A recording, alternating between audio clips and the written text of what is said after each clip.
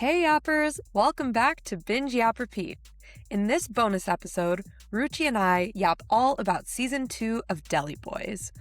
We critique this show's plot lines like Mir's pursuit of owning the country club and Raj going to jail, and chat about Lucky Auntie's love triangle. We also compare this season to Season 1. We had high hopes for this season, but we're sadly left feeling a bit disappointed. If you watch this season, we would love to know what you think. Buckle in because our episode starts now. Hello, Yappers! Welcome to another episode of Binge Yap Repeat. I'm Ruchi. And I'm Shalini. And today's episode is about Deli Boys. So we actually do have an episode on Deli Boys Season 1. Quick disclaimer, it did happen when we were like week 2, maybe week 3 into podcasting. So it probably doesn't have very good audio quality. But if you are looking for a season recap on Season 1 of Deli Boys, go listen to that. Anyway, back to this week's episode, which is about Deli Boys Season 2. Deli Boys is an American crime comedy series created by Abdullah Syed. The series follows two Pakistani-American brothers whose lives are upended after the sudden death of their father, which reveals his criminal cocaine enterprise. The series stars Asif Ali, Sagar Sheikh, Purna Jagannathan, and now in Season 2, Fred Armisen. The second season premiered on May 28th, 2026 on Hulu. As always, this is a spoiler-friendly zone, so if you haven't binged, or if you care about spoilers, hit pause, go binge, and come back when you're ready to yap with us. And then you can also watch Season 1 of Deli Boys, and then watch Season 2 of Deli Boys, and then listen to the corresponding episodes, and then listen to this one. There you go. It's a long to-do list.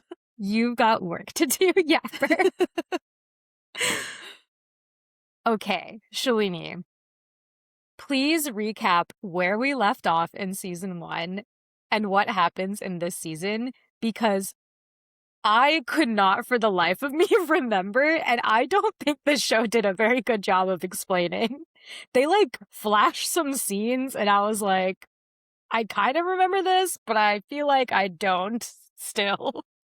Did you watch the recap that was at the beginning of the season? Okay. I did. And I was like, I remember that is what happened, but I also remember that there were other things that happened at the end of Season 1, which were not talked about in the recap. Weren't they trying to flee the scene with Raj's girlfriend? And then she turned out to narc on them or something? Yeah, I think that happened in the middle of the season. Okay, I'm really not the right person to ask about what happened in Season 1. I did not watch a recap video for Season 1 of this show, unlike what I did for the 4 seasons, because they had a recap at the beginning of the season, so I was like, oh, okay, this is good enough.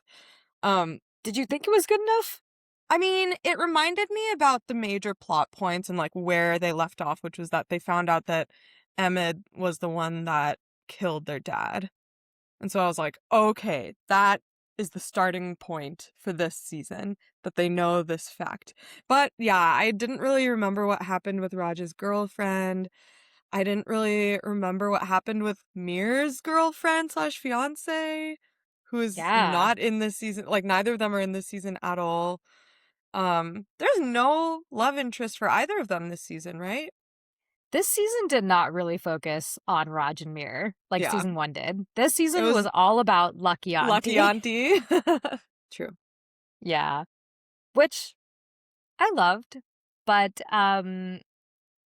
yeah, I felt like there was definitely some gap between end of Season 1 and beginning of Season 2. So we start beginning of Season 2 with them having a super lucrative cocaine business where they have so much cash money that they don't know where to put it. So they're putting it into the random things that they're selling in their gas station, which is crazy. Like stale donuts and stuff. Yeah.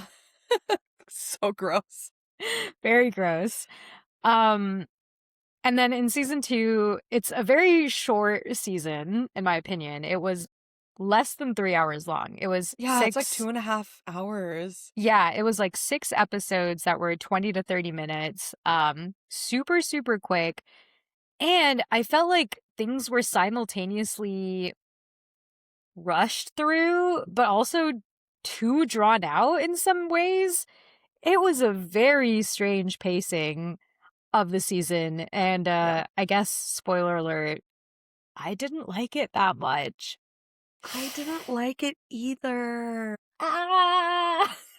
Well, so what I liked about season one was that it felt really fresh. We never really see, like Pakistani American representation very much in television. And if we ever do, it's very much like model minority. So it was really fun to, like, what I loved about it was that it was so fun to see this new perspective on Pakistani Americans and like brown Americans in general. And I loved kind of some of the nostalgic stuff from Philly because I lived there for 2 years, and I found season 1 funnier than this show. So I felt like or sorry, this season. So I felt like this season was missing so much of what I loved about season 1 and had just it was like the same level of chaos with worse, like, plot lines and outcomes. Yeah, I think it felt like a lot of chaos that ultimately ended up feeling sloppy rather than, Yeah. what is it, like organized chaos, you know what I mean? Like Yeah. planned chaoticness versus sloppiness. Yeah. Yeah, which is so unfortunate. I really, really, really wanted to love this show so much. I did enjoy season one, and like you said, I think there were a lot of cultural aspects that I really appreciated about season one that kind of continued on to season two, like all of the Urdu that they were speaking, the like, what is it called? The guzzle, or like they had like the Indian concerts. You know, Oh.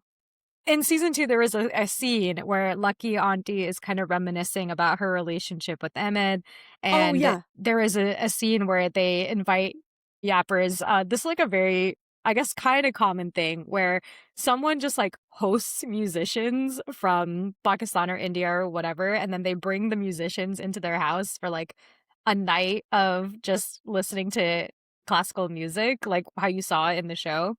I don't know. It's you're not really. I guess this is not something that happened with you. I didn't grow up around very many Indians, so I didn't Okay, have like an Indian community really that like did stuff that was Indian. I There were see. 4 Indian families in like the 3 towns in my like surrounding neighborhood, like surrounding town area, and we would just get together and like have a potluck every month. Okay, so it would be like in place of a potluck, I guess. Like Okay, or it okay. could also be a potluck. But yeah, like generally this is a super niche thing, which is one of the things that I really love about this show is that they really highlight the niche things that the community does in a way Mm, that helps people feel really included.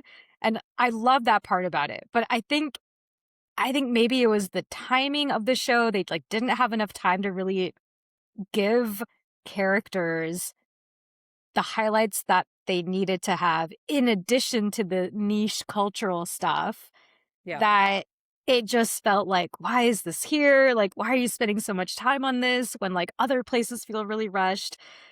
I don't know. It was very strange, but I guess I did appreciate the niche cultural moments, which was these things about like people just inviting random musicians to their home Yeah. and like having a great night, cultural night, but then speeding by other things. I felt like I have whiplash from watching this season. I feel the same. And I think the music also contributed to it. I was noticing that there's very little scenes where there's no background music. Oftentimes it Mm, would be this like really like fast Indian beat or like this fast, South Asian beat going and stuff, which just added to the chaos and the whiplash. Or it would be like actually loud music playing. But there's very little just scenes that happened in the absence of any music. yeah, definitely. It also felt like I feel like normally in shows like these, you have like your A storyline, your B storyline, sometimes C storyline, and they Hmm. tend to like come together in the end where like every character seems like they're doing disparate things, but then at the end it's like orchestrated that all of these things are connected. Yeah. I felt like we also didn't really have that. The whole storyline with Mir just wanting to buy this golf club kind of just didn't, like, So why was that needed? random. I'm just, like, very confused as to what came of it. Yeah. Yeah. Well, that was a club that they ended up buying at the end, though, right? Yes. But Yeah. why? Well, yeah, I don't know why. I don't know why. It sounded like it was maybe their dad's dream.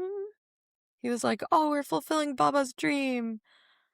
But yeah, like, to that point, Yeah. It we it didn't didn't feel earned. Yeah. yeah, it didn't feel earned.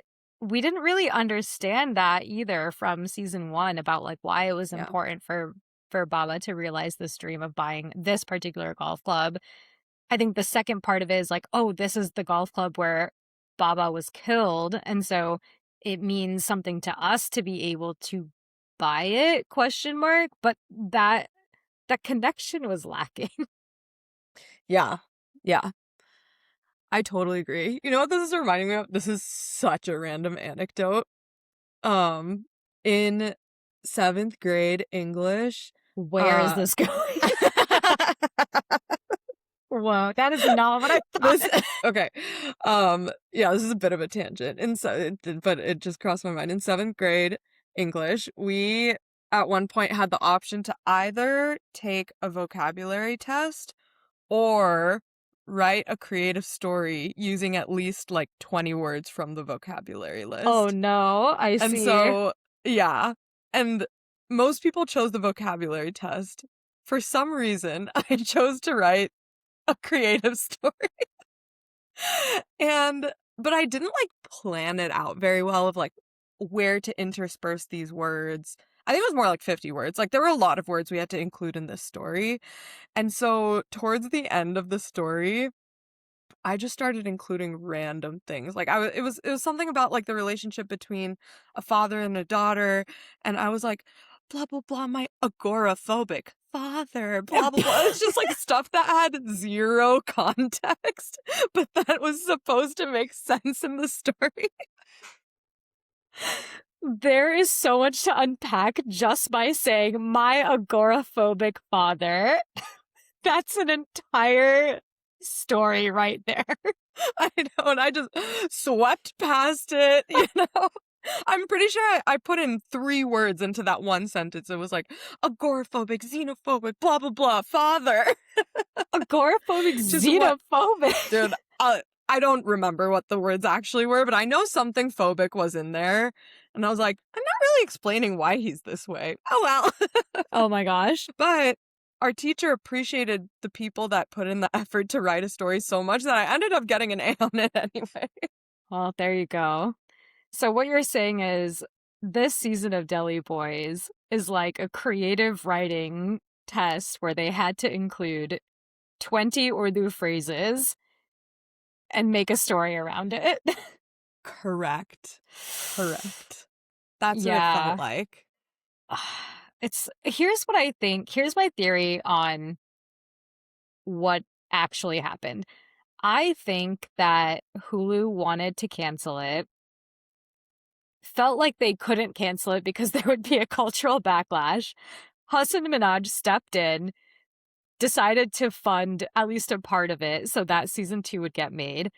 They ended up spending most of that money on getting Fred Armisen on board, ended up not having enough time and to like flesh out a full-fledged story with Fred Armisen because Hulu was like, all right, I'm giving you a season 2, 6 episodes, 30 minutes each. That's all you get. And they were like, how do we make this work? Yeah, And this is what we got. it was bad. Also, who's the other guy that was in it? The Andrew Kumail Nanjiani. Chadwater. Oh yeah, Andrew Chadwater. Who is Okay, Andrew Chadwater also. I was very confused. This is another example of something that they just like blew past.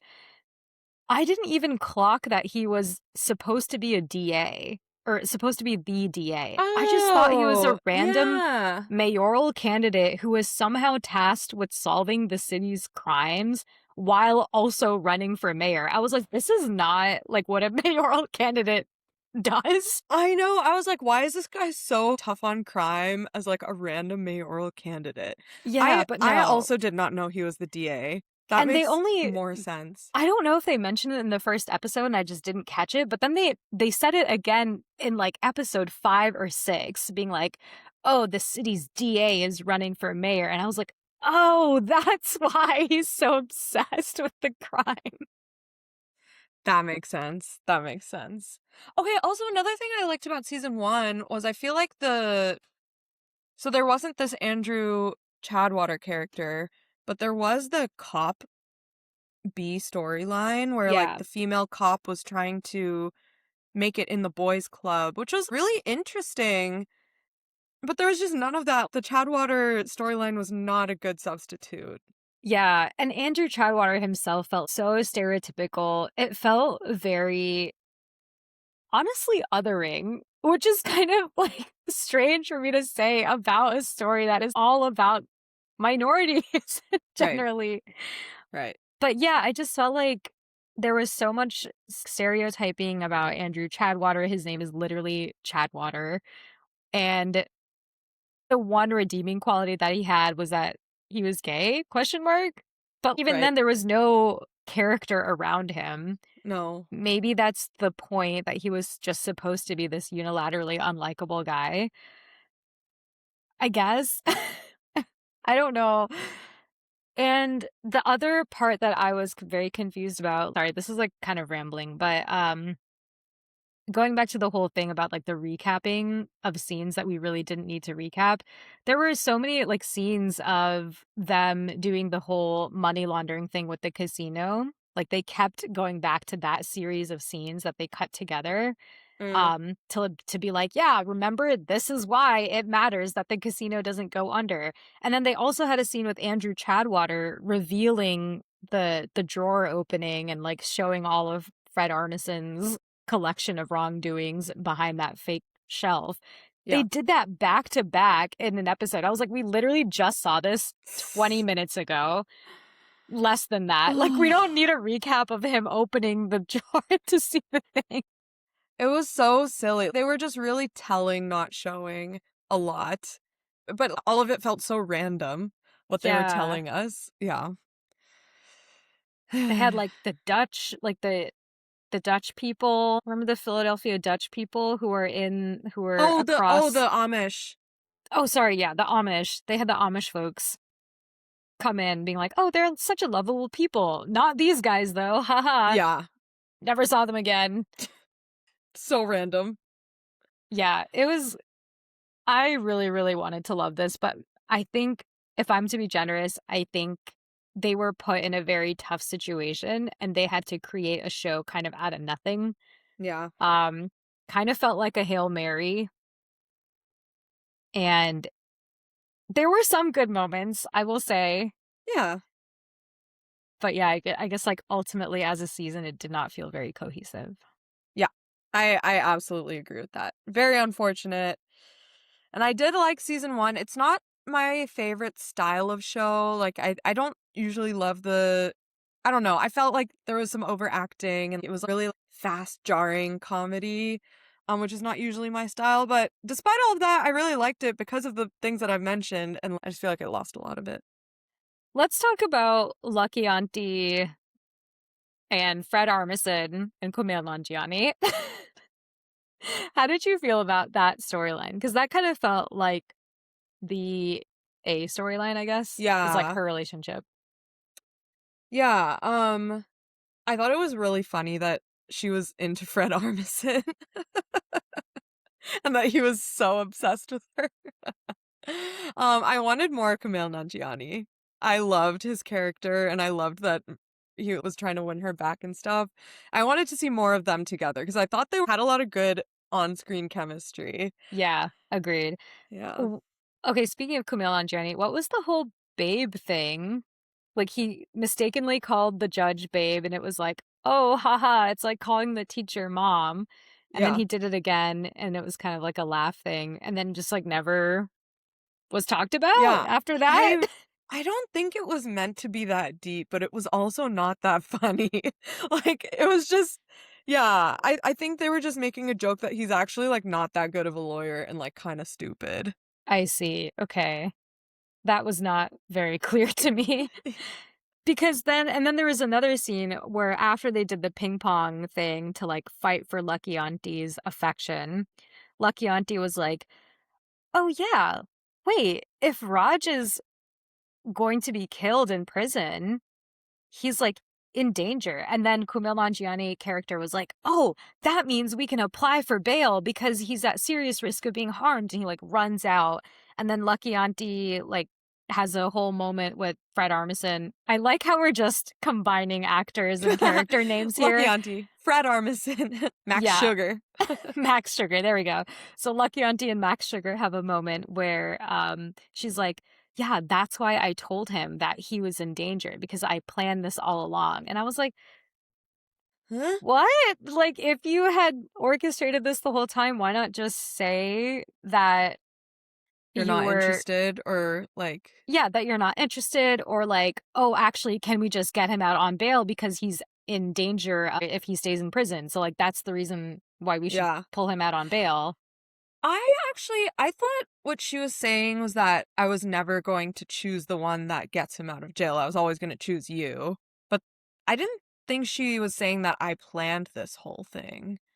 Okay, should we verify this? Because I feel like we should verify this before. I feel like we should verify this. Okay, let me go get my phone. Okay, having very recently revisited this episode, we have determined that what she said was, uh, I was never gonna go with him. I'm not just some carnival toy you can win. I just said all that to get Raj out. And our interpretation is that I said all that means her being like, whoever gets Raj out of jail can have me, not specifically about him getting hurt in prison.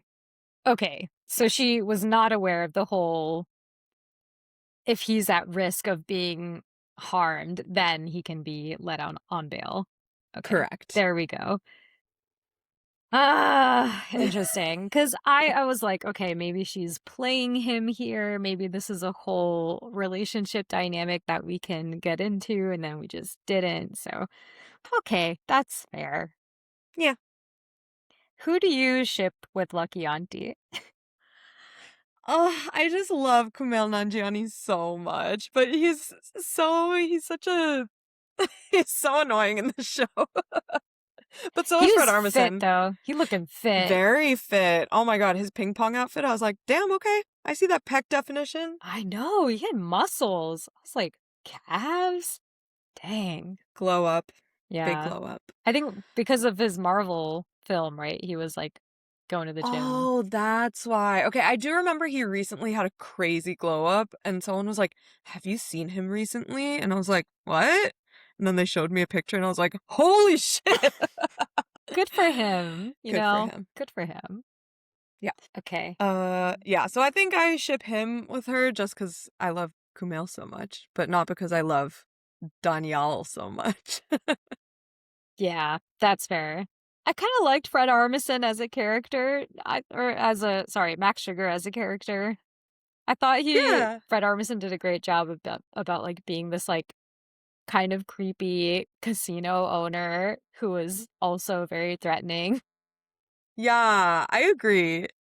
How old do you think his character was supposed to be?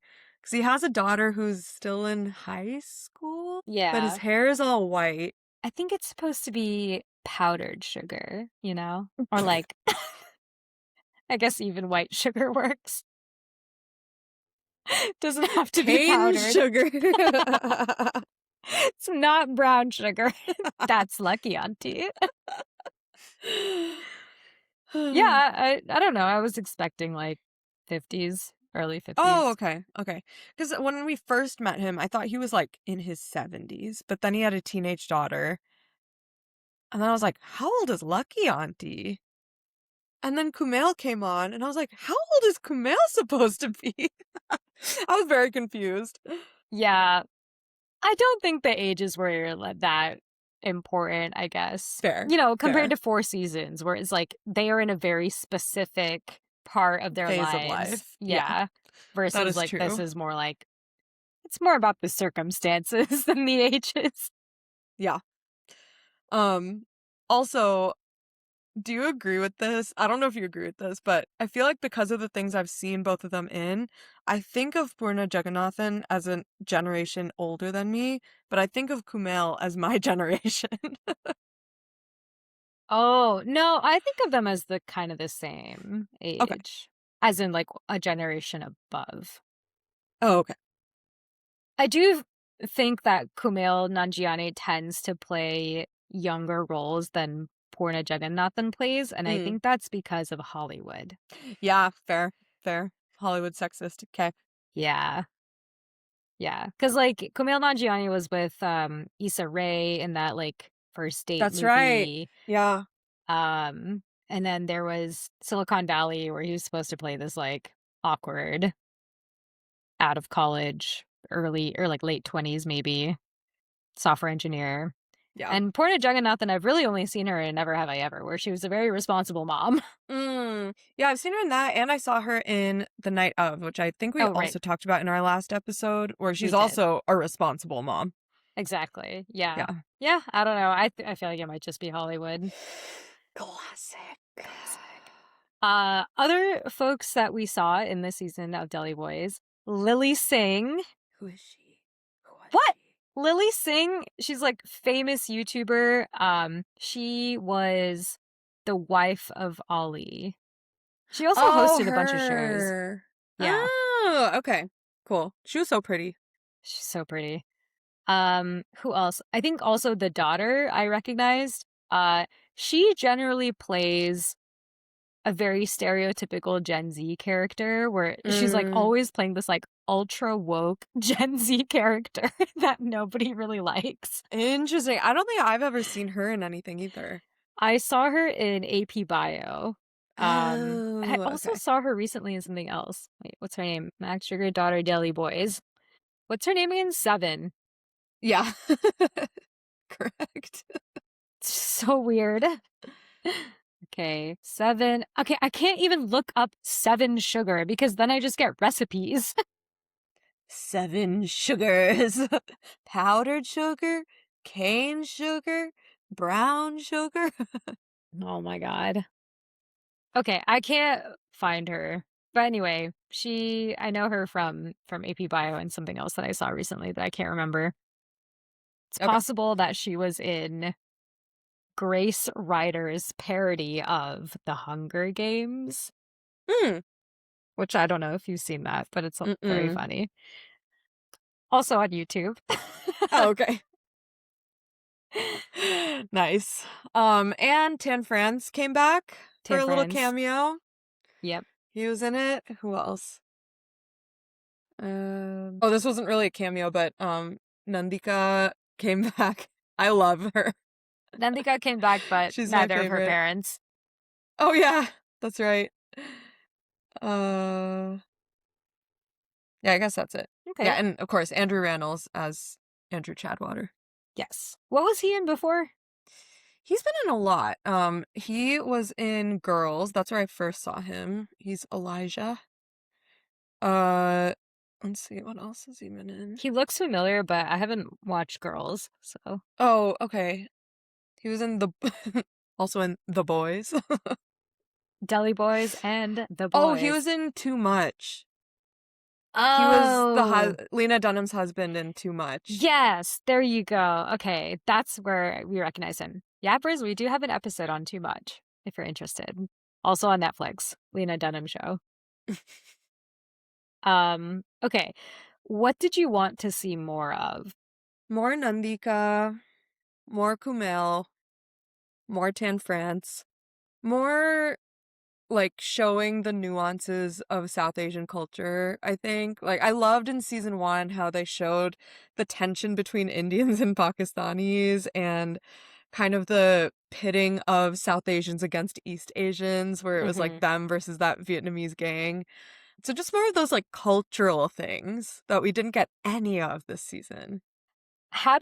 Speaking of cultural things, how did you feel about the the therapy session where Lucky Auntie is basically trying to come to terms with how, I don't want to say overbearing, but how strongly of a mother figure she is towards these two boys and how Mm, it's bordering on codependence and how mm, Max Sugar has an issue with that. mm. Yeah, it's a good question. I mean, I'm obviously a little bit biased because I am South Asian, but I feel like what happens in our culture quite often is that aunts and uncles do feel like a second pair of parents to us often. And so I can totally see a situation in which if parents passed away, the closest aunt or uncle would kind of become the default parents, no matter how old they are. It's like you always need your mom, you know? You always need a mom. And so I I thought I didn't think it was an unhealthy dynamic. I will say the Dar boys are pretty immature for how old they are, but that doesn't mean that it's an unhealthy dynamic. Yeah, I agree. I mean, I think there could have been more nuance here where it's like, yes, Lucky Auntie definitely feels very strongly towards these two boys as if they were her own, which is something that the therapist called out. But I think she sometimes coddles them a lot, Mm, and then she acts more as their aunt, and then other times she acts more like this badass drug boss that she is. So it feels like those two things are sometimes at odds with each other, and, like, sometimes she goes for one or the other, and it's not really clear how and when she's operating from a mm, certain lens, to the point where when she does put on her auntie hat, it kind of feels fake. So, mm, one scene that stands out to me is when she does visit Raj in prison, and she starts crying because she's like, "Oh my god, like, you need to take care of yourself, like, worst case scenario, you can always make a shiv by using a toothbrush and a razor blade and blah, blah, blah." And then she's like sobbing. And I was like, is she acting? Like, is the character acting at sobbing because she's like trying to put on this front that she actually feels really strongly about and like feels really bad about having Raj be in jail? But then she's also giving him advice about how to make a shiv. Like, I'm very confused by that. yeah. I didn't think she was acting. Like, I thought Purna Jagannathan was acting, but Lucky Auntie Right. wasn't Yeah. acting. Yeah. Think that's so weird to me because I feel Yeah. like Lucky Auntie is just this such a hardened person that she knows how Right. to survive. Like, she would know how to survive jail. And actually, it's better if Raj is in jail because he's like, like, I just don't even know how to explain it. Like, it's not a terrible thing that he's in jail. Mm. Like, the worst thing would be him being dead, right? Yeah, like, what if she's gonna cry about something, it should be about his death. Yeah. I Like, guess, like, yeah, yeah. I don't know if that's callous of me to say, but I think I just was No, very but confused by that moment. yeah, I agree with you. I think it's unlikely that a character like her would cry because her nephew ended up in jail. Yeah. Her nephew of a cocaine empire. Like, they are. Correct. Yeah. Correct. Her fellow criminal nephew. Yeah. Yeah, Okay. Yeah, 100% agree. that's what I was getting at. I was very confused by that. Okay. So, other relationships to talk about. I don't even know where to start. It just felt like everything was such a rush for me that I truly, like, don't even know where to dig into things because the things that were supposed to be poignant were treated with the same level of depth as superficial jokes. Yes, that is so true. I think that's where this show falls flat for me because there's nothing to really hold on to. It's just all rushed through and nothing is really treated with very much importance. Yeah. Yeah. I will say, I do think Raj and Mir's relationship was better this season than last season. They're like clearly much closer this season. That's true. I would also say that we didn't really have that much time to, like, understand their So relationship. true. Like, there was more relationship building between Mir and this golf course or golf club than, like, Raj and Mir together. Yeah, very true. Yeah. It's very interesting. I mean, they don't seem like they've changed that much in terms of becoming smarter or more Yeah. intellectually on it or even emotionally on it. Right. Nothing has really changed from season 1. Maybe by the end of season 2, they were like, "Yeah, we're, like, working together now to, like, put this empire." I don't know, like, this empire, 'cause the cocaine casino empire has really worked together to create this feedback loop, and we are on it. But it just didn't seem like they it's like you said, that it wasn't earned. Yeah. Yeah. No, there was no arc. It was just like Yes, it was a train blowing through the station. Yes. And then we're Yeah, like, "Okay, that was a season. What do we make of this?" right. What would you wanna see in season 3, if there is one? Do I want to see anything in season 3? That's the question. I would actually say no. If there was a season 3 and I was forced to watch it, I think I would want just, like, more character-driven stuff. There was no character stuff, and I think that's what I like about TV is, like, seeing character growth, seeing them evolve over a season, and there was none of that. So I think I would want that. I could do with more women in this show in general. Mm. So I think more focus on female characters and, like, yeah, it was nice that we got the focus on uh Lucky Auntie, but also just like more women interacting with each other. Like there was just yeah, it was just such a male heavy show. That's a good point. Yeah, I didn't even clock that.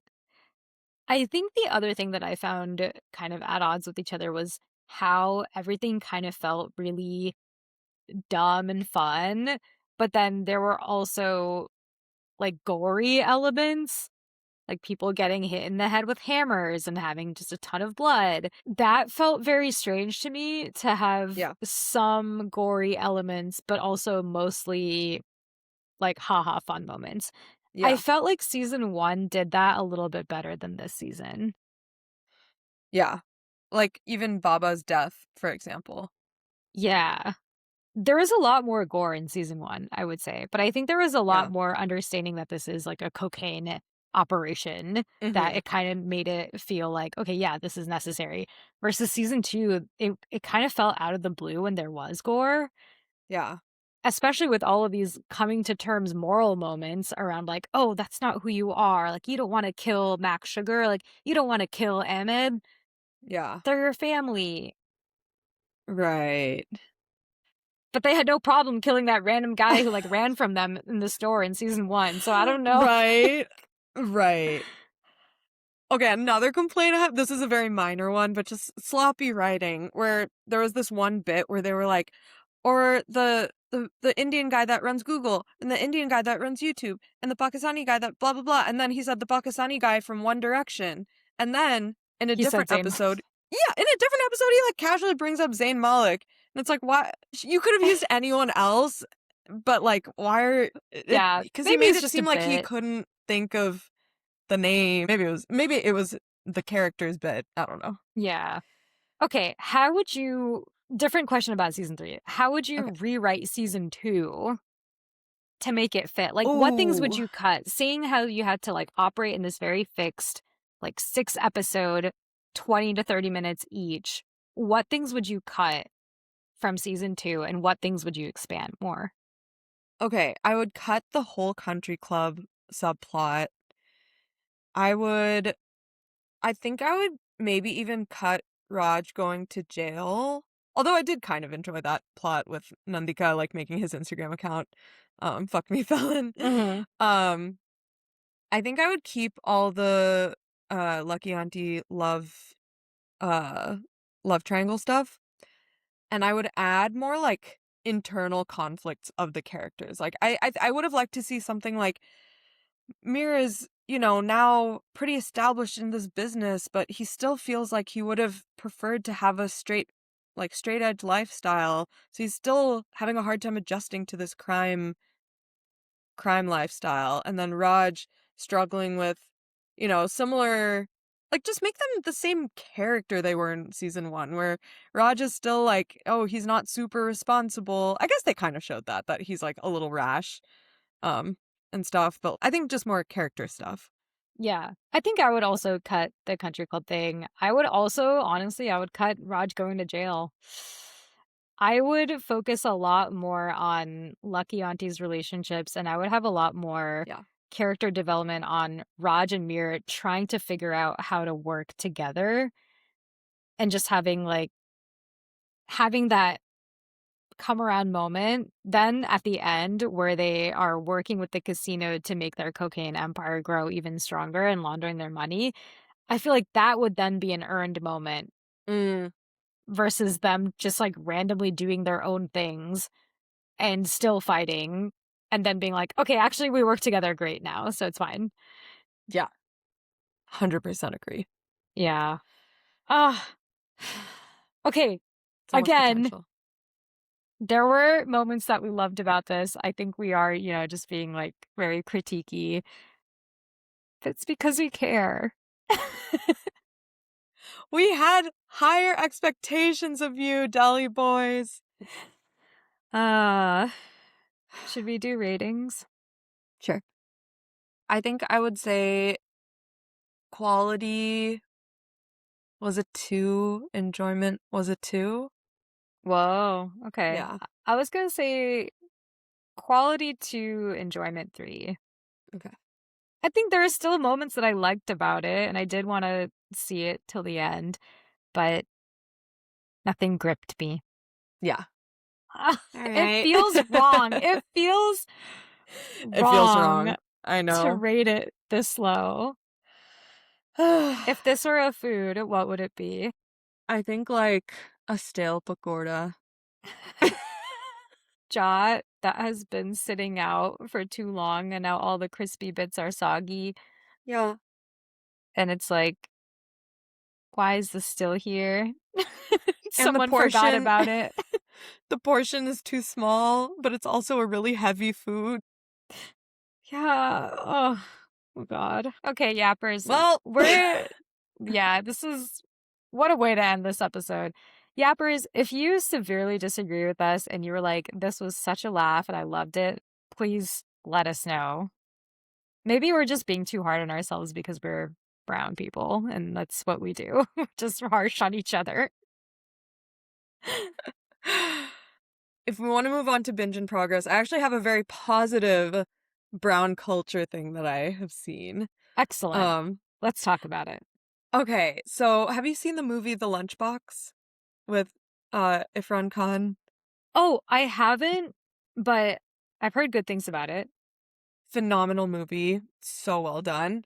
They have recently turned it into a musical, and I saw that musical last night in Berkeley, and it was so good. Just so good. The set design is awesome. You really feel like you're in the streets of Bombay. And the singing was really good. The main character guy from afar kind of looks like Ifran Khan, and the story was really good. I mean, the story is the same as the movie, but so sweet. Yeah, Oh, it was very good. okay. I love that. How long is it playing until? That's a good question. Until July 5th. Oh, okay. Great. Bay Area yappers, go watch The Lunchbox if you want good brown culture and media. And let us If you know. watch Deli Boys and you're like, I think I could do better, then go watch The Lunchbox. The movie and the musical. Great.